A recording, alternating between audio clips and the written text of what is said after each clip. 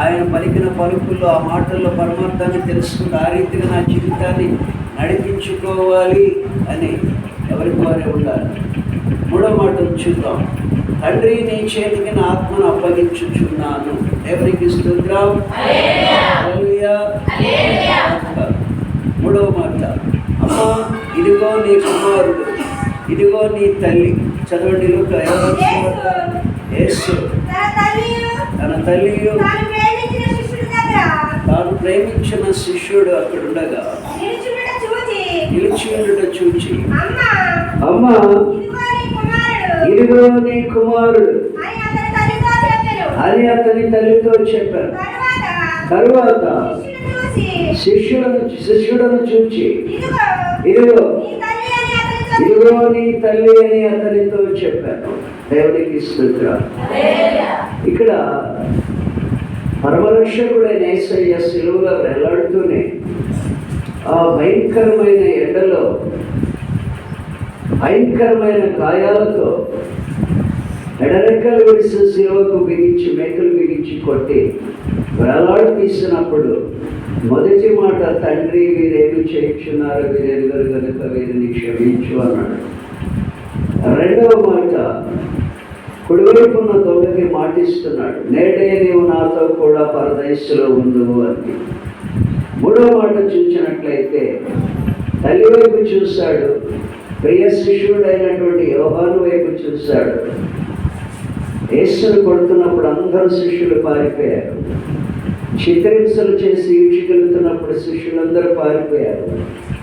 యోహాను ఒక్కడే ఆ స్త్రీలతో కలిసి కన్నీళ్లు కారుస్తూ ఆ దెబ్బలు చూసి తట్టుకోలేక ఏడుస్తూ యేసయ్య వెనకాల వెళ్ళాడు. కానీ యేసయ్య కోసం బలైపోవడానికైనా సిద్ధమే.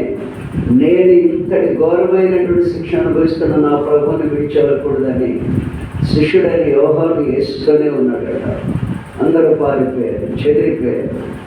ఉన్నప్పుడు మూడో విషయం ఏంటంటే, ఇశ్రాయేలు ప్రజల్లో ఒక ఆచారం ఉండేది, బాధ్యతతో కూడుకున్న ఆచారం. ఇశ్రాయేలు ప్రజలు ఉన్న ఆచారం ఏంటంటే, ఆ పిల్లలకి లక్షణం పాతాలు చేయబడుతున్నటువంటి షాపు కానీ అదేమంటారు దాన్ని, న్యూట్రల్లో వచ్చిందంటే వాడు అక్కడే కూర్చుంటాడు. వంగిదాల్లో చేయబడుతున్నాడు. వాడు ఎందుకు గెలుస్తున్నారు అక్కడికి? హల్లెలూయా, హల్లెలూయా. ప్రియ దేవుని బిడ్డలారా, ఎప్పుడైతే శిష్యుని చూసి తల్లిని చూసి నోరు తెరిచాడు, మూడవ మాట, అమ్మా ఇదిగో నీ కుమారుడు. యోహాను చూశాడు, అన్నాడు, ఇదిగో నీ తల్లి. ఏంటి అంత బాధ్యత? తల్లి మీద ప్రేమ, ఆప్యాయత కలిగిన కుమారుడే. కానీ చనిపోతూ కూడా ఇంకా వెనకాల ఉన్నారు, తమ్ముళ్ళు ఉన్నారు, చెల్లెళ్ళు ఉన్నారు, లోకరీతిగా పుట్టినవారు, శరీర సంబంధంగా పుట్టినవారు ఉన్నారు. ఇంకా యేసయ్య అంత బాధ్యత తీసుకోవాల్సినంత అవసరం ఉందా అని నీవు నేను అనుకోవచ్చు. కానీ ఇశ్రాయేలు జనాంగంలో ఉన్నటువంటి ఒక పద్ధతి ఏమిటి అంటే, మొదట పుట్టిన కుమారుడు, ప్రథమ సంతానమైన కుమారుడు తల్లిదండ్రుల బాధ్యతను నెరవేర్చాలి. తల్లిదండ్రుల బాధ్యతను స్వీకరించి నెరవేర్చాలి. కాబట్టి మొదట పుట్టిన కుమారుడు ఆత్మస్వరూపుడు, పరిశుద్ధాత్మతో నింపబడి పరిశుద్ధాత్మతో పుట్టిన ఈ కుమారుడు లోక సంబంధమైనటువంటి ఇశ్రాయేలు జనాంగంలో నా బాధ్యతను నిర్వర్తిస్తున్నాడు. సిలువలో బలైపోయి వెళ్ళిపోలేదు, కానీ బ్రతికుండగానే తల్లి బాధ్యతను, నేను చనిపోతున్నాను, మరి నా ప్రియ స్నేహితుడైన యోహానికి అప్పగించాలి, అతను చాలా మంచివాడని ఆలోచించి యోహాను చూసాడున్నాడు, ఇదిగో నీ తల్లి. తల్లిని చూసాడు, అమ్మా ఇదిగో నీ కుమారుడు, ఇది నుంచి నేను కాదు, నీ బరువు భారములు మోసే కుమారుడు యోహాను, నీ కుమారుడు ఇక్కడి నుంచి నా స్థానంలో అతడు ఉంటాడు అని ఇశ్రాయేలు జనాంగంలో ఉన్న కట్టడను, ఆచారాన్ని జ్ఞాపకం చేసుకుని తల్లి బాధ్యత యోహానికి అప్పగించాడు. ఆ దినమే యోహాను ఆమెను తన ఇంట చేర్చుకున్నాడట. దేవునికి స్తోత్రం చెప్పండి. తల్లిని వదిలేసి వెళ్ళిపోలేదు ఆయన. శిలువలో వేలాడుతూ కూడా తల్లి బాధ్యతను నిర్వర్తించాడు. దేవునికి స్తోత్రం చెప్పండి. మూడో మాటలో పరమార్థం ఏంటో తెలుసా? నీ తల్లిని తండ్రిని నువ్వు సన్మానించు, అప్పుడు నువ్వు దీర్ఘాయుష్మంతుడిగా ఉంటావని భూలోకములో ఉన్నటువంటి ఆయన ప్రజలందరికీ ఒక హెచ్చరిక. అది మూడో మాట. నీ తల్లిని తండ్రిని సన్మానించు అంటే, తల్లిని తండ్రిని సన్మానించడం అంటే వాళ్ళ పుట్టినరోజులకో, వాళ్ళ మ్యారేజ్ డేలకో పూలదండలు, పుట్టినరోజులకో మ్యారేజ్ డేలకో పూలదండలు వేసి శాలువలు కప్పమని కాదు. తల్లిదండ్రుల ఆలన పాలన వృద్ధాప్యం వచ్చినప్పుడు ఏ కుమారుడైతే చూస్తాడో వాడు ధన్యుడు, దీర్ఘాయుష్మంతులని బైబిల్లో రాస్తుంది. తల్లిని తండ్రిని సన్మానించేవారు దీర్ఘాయుష్మంతులు. తల్లిదండ్రులను నిర్లక్ష్యం చేయకూడదు. వృద్ధాప్యం వచ్చినప్పుడు, వృద్ధాప్యములు వాళ్ళు నిర్లక్ష్యం చేస్తే మనం దేవుని పిల్లలు కానే కాదు. అటువైపు ఉన్న తల్లిదండ్రులైనా ఇటువైపు ఉన్న తల్లిదండ్రులైనా ఇరువురు కలిసి మంచి మనసుతో దేవుని పిల్లలు ఏం చేయాలంటే వాళ్ళ యోగక్షేమాలను చూడాలి, వాళ్ళ ప్రతి అవసరాలు తీర్చాలి, అక్కరలు తీర్చాలి. అది యేసయ్య చెప్పిన పరమార్థం. తల్లిని తండ్రిని నేను ఏ రీతిగా తల్లి బాధ్యతలు మరణమవుతూ కూడా తల్లిని విడిచిపెట్టకుండా నా తల్లి బాధ్యతలు నా సహోదరుడికి ఎలా అప్పగించానో, మీరు కూడా బ్రతికున్నంత కాలము దేవుని ప్రజలు మీ తల్లిదండ్రులను వారి యోగక్షేమాలు చూసేవారిగా ఉండాలి. అది దేవుని పిల్లల లక్షణము, అది దైవిక లక్షణము, అది దేవుని చిత్తమని మనకు అందించిన సందేశం. అని మా ఇదిగో నీ కుమారుడు, సహోదరుడు ఇదిగో నీ తల్లి. ఆ దినమే యోహాను తల్లి అయిన మరియను చేర్చుకుని తల్లిగా చూసుకుంటున్నాడట. యేసయ్య మాటనికి వస్తాయా? ఈరోజు చాలామంది సొంత తల్లిదండ్రులను ఆపదల్లో రోగాలు వచ్చినప్పుడు, ఒకవేళ వాళ్ళ దగ్గర రూపాయి లేనప్పుడు పట్టించుకోకుండా వదిలిపెట్టకూడదు ఎవరు కూడా. నిజంగా నువ్వు నేను దేవుని బిడ్డలమైతే యేసయ్య పలికిన పలుకులు ఒక్క పలుకును కూడా మనం తోసేయకూడదు. మొదట క్షమించమన్నాడు. రెండవదిగా పశ్చాత్తాపంతో కూడుకున్న వ్యక్తికి పరలోక రాజ్యంలో స్థానమిస్తున్న అధిపతి నేనని రుజువు చేశాడు. మూడవదిగా చూస్తే తల్లిదండ్రుల బాధ్యత నిర్వర్తించాల్సినటువంటి కుమార్తెలుగా మనం ఉండాలి. దేవుడు మూడో మాటను దీవించునుగాక. హల్లెలూయా. నాలుగవ మాటను చూద్దాం దేవుని బిడ్డలారా. నాలుగవ మాట మత్తయి సువార్త 27వ అధ్యాయం 46వ వాక్యం చదవండి. మత్తయి సువార్త 27వ అధ్యాయం 46వ వాక్యం చదవండి. త్వరగా చదవండి.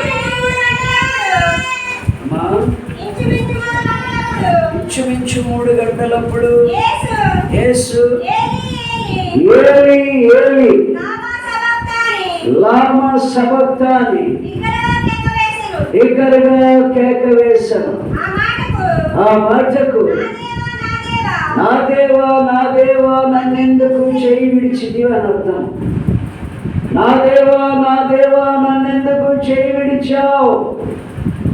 ఇప్పటివరకు మనకి క్షమాపణ గురించి చెప్పాడు. తర్వాత నేను అధికారము కలిగిన వాడిని, పరలోక రాజ్యాధికారం నాకుంది, పక్షాత్తాపడిన వారిని నేను పరలోక రాజ్యానికి తీసుకునేవాడినని రెండవ మాటలో చూపించాడు. మూడవ మాటలో తల్లిదండ్రులను సన్మానించండి, తల్లిదండ్రుల బాధ్యతలను నిర్వర్తించండి, వారిని విడిచిపెట్టద్దు అని. వృద్ధాప్యమందు వారిని చూసుకోవాల్సిన బాధ్యత మన మీద ఉందని దాన్ని నిరూపించారు. నాలుగో మాట చూస్తే ఇక తండ్రితో మాట్లాడుతున్నాడు. భయంకరమైనటువంటి వ్యాధుల శరీరంలో ఎండకి కాయాలతో కొట్టుమిట్టాడుతూ విలవిలలాడిపోతూ కూడా ఒక మాట తండ్రిని అడుగుతున్నాడు. ఇందులో పరమార్థం ఏంటో చూద్దాం. లామా లామా సబక్తాని అని కేకేస్తాడు. అది హెబ్రీ భాష.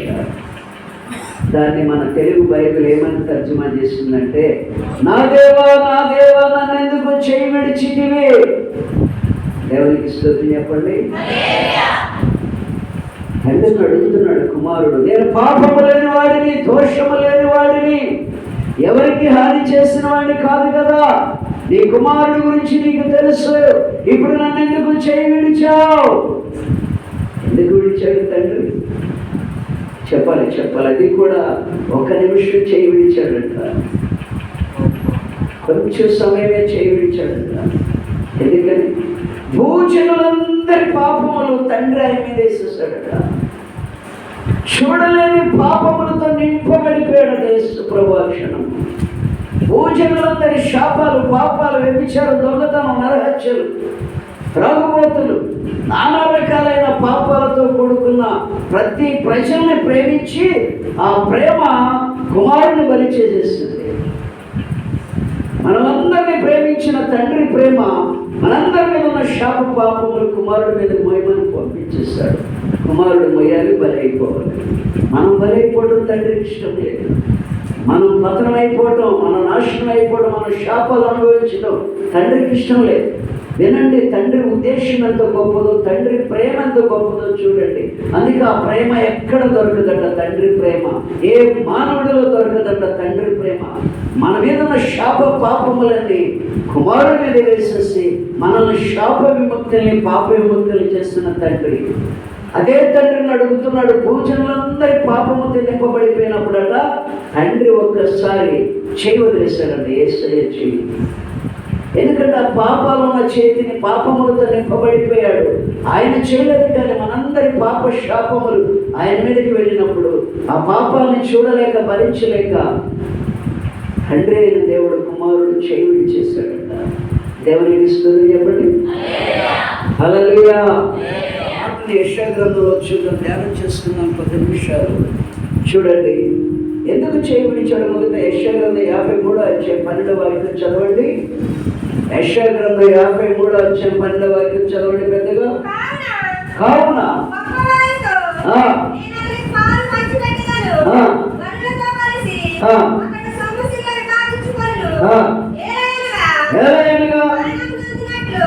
మరణమునందునట్లు, ఏలయనగా మరణమునందునట్లు అతడు తన ప్రాణము దారపోసెను. అతిక్రమము చేయవారితో ఎంచబడిన వాడైన పరిశుద్ధుడైన దేవుడు అతిక్రమాలు, దోషములన్నీ ఆయన మీద పడిపోయినాయి. మానవుని ఆయన మీద వేసేసాడు తండ్రి. అనేకుల పాప భారమంతా ఆయన మొయ్యాలి. ఇప్పుడు ఆ పాప భారముతో యేసయ్యని నింపేసిన తండ్రి చూడలేక, ఆ పాపాన్ని భరించలేక కుమారుడు చేయి వదిలేస్తే కుమారుడు ఆ పాపములలో బలైపోయాడు. తండ్రిని అడుగుతున్నాడు, నా దేవా నన్నెందుకు చేయి విడిచావు? తండ్రి సమాధానం ఏంటంటే, నా కుమారుడు భూజనులందరి పాపములు నీ మీదకి వచ్చాయి, నీ మీద నేనే వేశాను. ఆ పాపములు చూడలేక, అపవిత్రతను చూడలేక మోస్తున్న నీ చేయి నేను విడిచేశాను. ఎంతకాలం విడిచాడు ఆ చెయ్యి? చూడండి అక్కడ 54:7-8 వాక్యాలు చదవండి. యెషయా గ్రంథం 54వ అధ్యాయం 7-8. నిమిషమాత్రము నేను నిన్ను విసర్జించితిని, గొప్ప వాత్సల్యముతో నిన్ను సమకూర్చెదను. మహోద్రేకము కలిగి నిమిషమాత్రము నీకు విముఖుడనైతిని. నిత్యమైన కృపతో నీకు వాత్సల్యము చూపుచు అని నీ విమోచకుడు, మరలా నీకు విమోచించబోతున్న నీ విమోచకుడు యెహోవా సెలవిచ్చుచున్నాడు. ఈరోజు గమనించండి, దీని అర్థం ఏంటో తెలుసా? నీవు నేను కూడా పాపములో ఉంటే దేవుడు చేయి విడిచేస్తాడు. యేసయ్య ఏ పాపం చేయని దేవుడు, మన పాపాలు ఆయన మీద వేసిన తండ్రే ఆ పాపములు చూడలేక చేయి విడిచేశాడు. యేసయ్య విడిచిన వెంటనే చిత్రహింసలు పాలు చేసేసారు. చిత్రహింసలతో కూడుకున్న మరణం పొందేటట్లు చేసింది భూలోకంలో ఉన్న మాయచడం. ఈరోజు దాని అర్థం ఏంటో తెలుసా? 4వ మాట అర్థం ఏంటో తెలుసా? నీవు నేను పాపం చేస్తే తండ్రి చేయి విడిచేస్తాడు. పాపములు చూడలేడు, అపవిత్రతను ముట్టడాయన. అపవిత్రతకు ఆయన దగ్గర స్థానం లేదు. నీవు నేను అపవిత్రతతో పాపములతో నింపబడి ఉంటే నా చేయి కూడా విడిచేస్తాడని దాని అర్థము. హల్లెలూయా. ఒక్కొక్క మాట ఒక్కొక్క అర్థంతో కొడుకుని తండ్రి వివరిస్తున్నాడు. నీ మీద నా మీద కూడా పాప శాప భారములు ఆయన విడిపించిన మరలా నీవు నేను ఏదైనా పాపములు పడితే ఆ పాపమును ఆయన చూడలేడు, భరించలేడు. చెయ్యి విడిచేస్తాడు. జాగ్రత్త దేవుని సంగమా, దేవుని ప్రజలారా. యేసు ప్రభు చెయ్యి విడిచేసినప్పుడు ఏ పాపం ఎరగని తండ్రిని పాట ఉంటుంది చక్కగా. పాట మరి వచ్చాము మీకు దివ్య. ఏ పాపం ఎరగని పావనుడా మా పాపములకు బలి అయితవని చక్కటి పాట. దేవునికి స్తోత్రం. హల్లెలూయా. కాబట్టి ఏ పాపం ఎరగని యేసయ్య మీదకి వెళ్ళిన మన పాపములు ఉన్నప్పుడే చేయి విడిచేస్తే తండ్రి, మరి మనమే ఇంకా పాప విముక్తన చేసిన మళ్ళీ మనం పాపాలు చేస్తే ఆయన భరించలేడు, సహించలేడు. చేయి విడిచేస్తాడు. ఆయన చేయి విడిస్తే సాతానుడు పంచాట ఆడుకుంటాడు. జాగ్రత్త. చెలగాటమాడతాడు. జాగ్రత్త. అందుకే యాకోబు పత్రికలో ఒక మాట మీకు ఎన్నోసార్లు చెప్పాను. 12వ వాక్యం చదవండి. 13వ వాక్యం అనుకుంటే యాకోబు పత్రిక 1వ అధ్యాయం 13 చదువున్నాను. దేవుడు కీడు విషయమై శోధింపబడినాడు. ఆయన ఎవరిని శోధింపడు. ఎవడైనాను, ఏ స్త్రీ అయినా పురుషుడైనా శోధింపబడుచున్నప్పుడు నేను దేవుని చేత శోధించబడుచున్నానని అనకూడదు. తమ స్వకీయమైన దురాశ చేత మరొకల్పబడి ఏడవబడిన వారే శోధించబడుతున్నారు. స్వకీయమైన దురాశలతో, పాపములతో, అవిధేయతలతో, అతిక్రమములతో నింపబడి దేవుడు చేయి విడిచేస్తే శోధనలు వస్తాయి. జాగ్రత్త. ఆయన చేయి పట్టి ఉన్నంత కాలము మనం ఎంత శోధన వస్తుందని జయిస్తాం, ఓర్చుకుంటాం, సహిస్తాం. తట్టుకునే శక్తి ఆయనే ఇస్తాడు, విడుదల ఆయనే ఇస్తాడు. ఆ శ్రమలో పడి కొట్టుకుపోలేప్పుడు దురాశలతో, పాపములతో నింపబడి ఆయన చేయి విడిచేస్తాడు. 4వ మాట అన్నది, నా దేవా నన్ను ఎందుకు చేయి విడిచావని. నీవు నేను కూడా శ్రమలు వచ్చినప్పుడు అదే మాట జ్ఞాపకం చేసుకుంటే నా పాపములను బట్టి ఆయన చేయి విడిచేస్తాడని మనం గ్రహించాలి. అందరి పాపములు ఆయన మీద పడితే ఆయన చేయి విడిచేస్తాడు. దేవునికి స్తోత్రం. హల్లెలూయా. 5వ మాట చూద్దాం. చదవండి. యోహాను సువార్త 19వ అధ్యాయం 28వ వాక్యం ఒకరు చదవండి. 69వ కీర్తన 21వ వాక్యం ఒకరు చదవండి.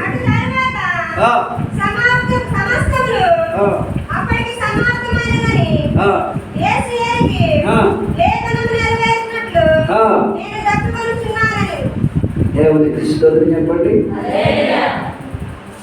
19:28 రాయబడిన మాట ఏంటంటే, నేను తప్పిపడుచున్నాను. ఏమండి, మిమ్మల్ని ఒక ప్రశ్న వేస్తాను. సమరయ స్త్రీతో ఏమని చెప్పాడు యేసయ్య? అమ్మా, ఈ నీళ్లు త్రాగువాడు మరలా దట్టుకుంటాడు, నేనిచ్చి నీళ్లు తాగువాడు ఎన్నటికి తప్పిపోడు. ఆయన ఇచ్చే నీళ్ళు ఏంటంటే జీవజలపు ఊట. ఆ జీవజలపు ఊట ఎవరు? యేసయ్యే. దేవునికి స్తోత్రం చెప్పండి.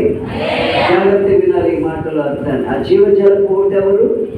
మరి యేసయ్యకి దాహం ఉందా? ఎంత ఎండలో పెట్టినా, ఎంత కొట్టి తిట్టారు, ఎండలో పెట్టారు. రోహిణి కార్తె ఎండలు భయంకరంగా ఎండకి వేలాడిపోతున్నాడు. సత్యం. ఆయనకి దాహమైంది శరీర సంబంధంగా. కానీ దీని గురించి మనం ఆత్మ సంబంధంగా ఆలోచించవలసిన వారమై ఉన్నాం.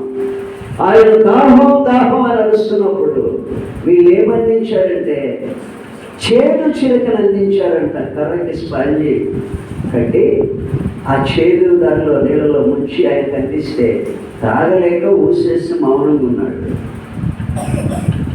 అందుకే రాకడలో మీకు విషయం చెప్తా పూర్తిగా. రాకడలో ఒకరిత దినాల్లో ముందు 3.5 సంవత్సరాలు క్రీస్తు విరోధితో ఉంటాయి. వెనకాల 3.5 సంవత్సరాలు ముద్ర వేయించుకున్న వారు ఉంటారు. 666 ముద్ర. నువ్వే మా దేవుడు అని క్రీస్తు విరోధి ముద్ర వేయించుకుని ఉంటారు. చూసారు? బ్రతుకు తెరువు కోసం. వాళ్ళందరికీ దేవుని ద్వారా పైనుండి పరలోకము నుండి ఉగ్రత వస్తారు. ఆ ఉగ్రతలో చివరి దినాలలో ఆనాడు యేసయ్యకి చేదు చిరక అందించారు కదా ఈ ప్రజలు. ఆకాశము నుండి మాచిపత్రి అనే నక్షత్రము బద్దలై చెరువుల్లో, సరస్సుల్లో, బావుల్లో, నదుల్లో, చిన్న చిన్న ఊటల్లో, సముద్రాల్లో అన్నిటిలో పడిపోతాడ. అన్నిటిలో పడిపోతాడ మాచిపత్రి నక్షత్రం మొక్కలు. పడిపోయినప్పుడు నీరు ఎర్రగా మారిపోతాడ. నీరు చేదైపోతాడు. కట్టిక చేదు. ఏ చేదు? కట్టిక చేదు. తాగుదా ఉన్నోడి దగ్గర తీసుకుంటూ ఊసేస్తారట. దాహం తీరదట. దాహం దాహం అని అల్లాడుతూ పరుగులు పెడతారట. విలువెల్లాడిపోతారట. అయినా దాహం తిరిగి చచ్చిపోతారట. ఎక్కడి నుంచి ఆ షాపు ఇంకా నిలబడింది భూమి మీద. ఆ శాపం ఇంకా దేవుడు కొట్టేసిన శాపాలు తర్వాత ఆయనకు అందించిన చేర్చరికి శాపం ఎవరి మీదకి వస్తుంది అంటే క్రీస్తు విరోధి ముద్ర వేయించుకున్న వారి మీదకి వస్తుంది. మనందరి మీదకి కాదు. రక్షణ పొందిన వారందరి మీదకి కొట్టేస్తాడు ఆయన. రక్షణను పొంది కూడా మరలా ప్రాణభయముతో క్రీస్తు విరోధి ఆహారం దొరకదేమోనని వాడి ముద్ర వేయించుకుని వాడిని చెల్లిగా మారి అక్కడేదో పరలోకం ఉందండి, ఎవరు చూసి వచ్చాడులే, ఎవరు చూశారులే, ముందు బతకనేయండి, అంత ముద్ర తినేయండి, అది ముద్ర వేయించుకుంటే ఏమైంది అని వాడిచ్చే మందు ఉంది చూసారా. వాడిచ్చే మంద క్రీస్తు విరోధి ముద్ర వేయించుకున్న మంద వారి మీదకి వస్తుంది ఆ కీడు, ఆ శాపం. వారికి తాగటానికి నీళ్లు దొరకనే ఆనాడు నా ప్రభువుకి అందించారు చేది చిరక. ఈనాడు చివరి దినాలలో, అంతిమ కాలములో, చివరి యాత్రలో 666 ముద్ర ఎవరు వేయించుకున్నారో వారికి ఆ చేది చిరకే ఇవ్వబడుతుంది. చివరు అల్లల్లాడి దాహం అల్లాడి చనిపోతారు. ఒకటి. రెండవది ఏంటో తెలుసా? నా యేసయ్య దాహం అని తెలిసిన ఆత్మ సంబంధమైన అర్థం ఏంటంటే ఆయన ఆత్మల దాహం కలిగి ఉన్నాడు. ఏ దాహం అండి? ఏ దాహం కలిగి ఉన్నాడు? ఈ లోక సంబంధమైన దాహం ఆయనకు అవసరం లేదు. ఆయనే జీవజలపు ఊట. ఆయనే జీవజలపు ఊట. నేనిచ్చి నీళ్ళు త్రాగువాడు అన్నాడునో నప్పికొనడని చెప్పాడు సమరయ స్త్రీతో. అయితే ఆ నీళ్ళు నాకు అయ్యా అని అడిగింది. ఆ నీళ్ళు ఎవరికి ఇస్తాడంటే నీతిమంతులుగా మార్చబడిన ప్రతి ఒక్కరికి. తరువాత సమరయ స్త్రీ పాపము నుంచి విడుదల పొంది యేసయ్య దాహం తీర్చేసింది. ఏంటో తెలుసా? ఊళ్ళోకి వెళ్ళి నేను చేసినవన్నీ నాతో చెప్పిన వాడు ఈయన క్రీస్తు కాడన్నప్పుడు ఊరు కదలొచ్చి ఊరంతా రక్షణ పొందేది. నీవు ఆయన దాహం తీర్చే బిడ్డగా ఉన్నావా? ఈరోజు అరుస్తున్నాడు ఆయన. 2025 సంవత్సరాల క్రితం స్వరాన్ని ఈనాడు జ్ఞాపకం చేసుకుంటున్నాం. దానిలో పరమార్థం ఏంటంటే రక్షణ పొందిన ప్రతి విశ్వాసి యేసయ్య దాహం తీర్చేవారిగా ఉండాలి. యేసయ్య దాహము ఎలా తీర్చడము? సమరయ స్త్రీ తీర్చింది. సమరయ స్త్రీ తీర్చింది. ఊరిలోనికి వెళ్ళి ఆత్మలంతా ఈయన దేవుడు కాడా, ఈయన రక్షకుడు కాడా, ఈయన మెస్సయ్య కాడా, రండి వచ్చి చూడండి అని అంతే. వచ్చిన వాళ్ళు వచ్చినట్లే రక్షకులకు వచ్చి పట్టుబడ్డారు. 100 మందిని తీసుకొచ్చి యేసయ్య దాహం, ఆత్మల దాహం తీర్చి. ఏ దాహం యేసయ్యది? చెప్పాలి. యేసుక్రీస్తు ప్రభువు వారి దాహం ఏంటి?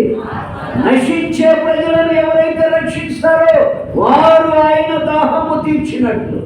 ఒక్కొక్క ఆత్మను మీరు తెచ్చుంటే దేవుని దగ్గరికి ఈ పాటికి ఇంత స్థలం తీసుకుని యేసయ్య ఎంత సంతోషించేవాడో తెలుసా?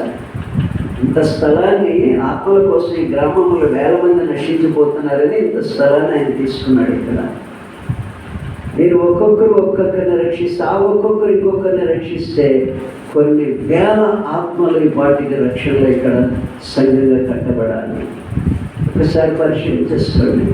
ఒక ఆత్మనైనా ఆ దైవజనుడు ఎవరో పడతాడు కదా, ఒక ఆత్మనైనా రక్షించానా అని ఒకసారి జ్ఞాపకం చేసుకోండి.